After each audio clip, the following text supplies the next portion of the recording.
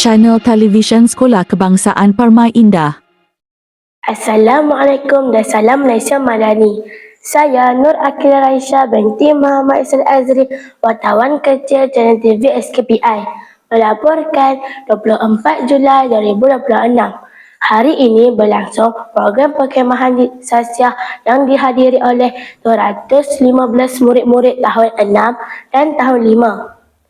Murid-murid berbanam di sekolah untuk menjalankan pelbagai aktiviti sasiah diri seperti orienteering maze, ceramah motivasi dan senaman energizer.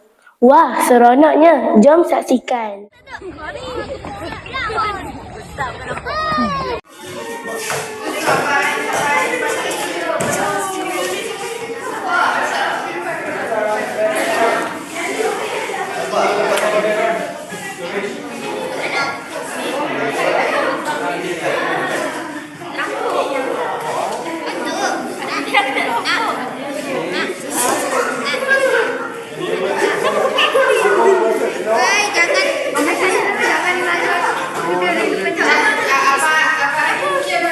Jangan tekan Ustaz. Macam ni 100% dia punya kecerahan. Lepas tu aku boleh turunkan dia punya percentage lagi. Ni dia turun. Ni dia naik. Ni dia turun. Okey, seterusnya kita boleh juga control untuk buat macam mana keadaan tu yang penuh. Contoh cerah sangat kan, ni nak tengok movie. Nak tengok movie kena tempat yang gelap, betul tak? Oh, kacau. Kasih lah.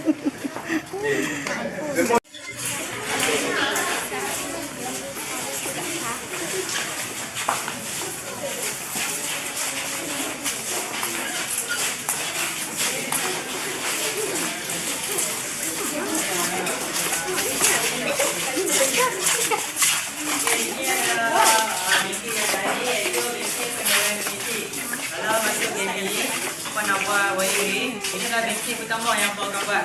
Apa kena buat daripada yang kosong sana dapat je macam tu. Tapi ini level tinggi lah, susah. Ada yang senang lagi. Okey, Ahmed semua okey.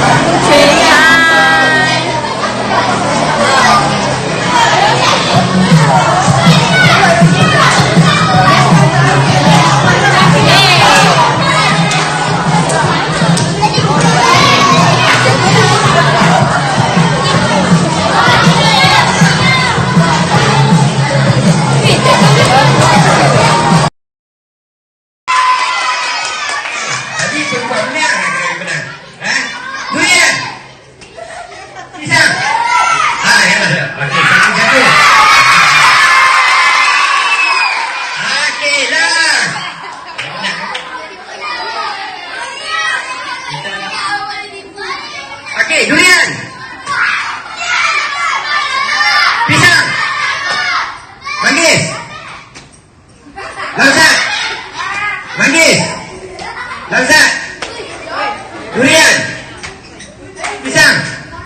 Manggis.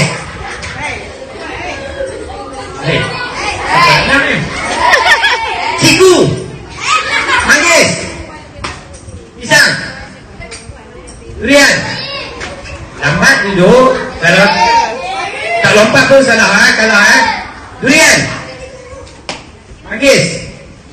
Lambat.